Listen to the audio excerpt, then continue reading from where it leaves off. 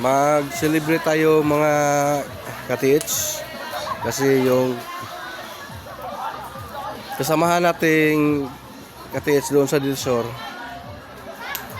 sila ang nakakuha. Ayan,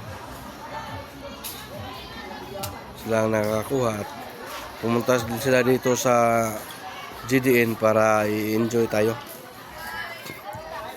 Dito kami sa Royal Farm Resort para ma-enjoy yung mga kasamahan natin dito. Sila ang nagbayad lahat at mga bayad sa entrance, sila lahat. Sila din ang nagpalitson at happy naman din kami sa mga inihanda nila kasi yan lang man. Kung tayo ay totoo treasure hunter, hindi tayo maggamot sa mga kasamahan natin. Kung sila ang nakakuha at may mga ano naman, mga grasya sa mga kapits natin, dapat i-share natin sa mga kasamahan natin kapits.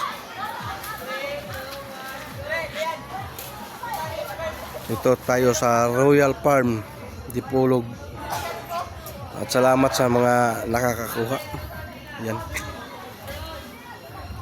Yan lang po mga ka-TH.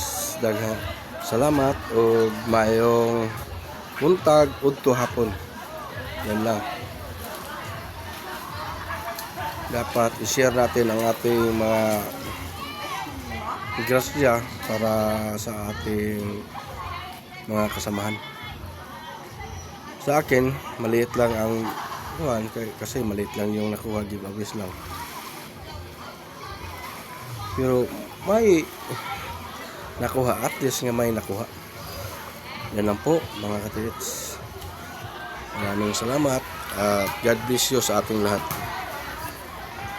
Royal Farm Dipolog.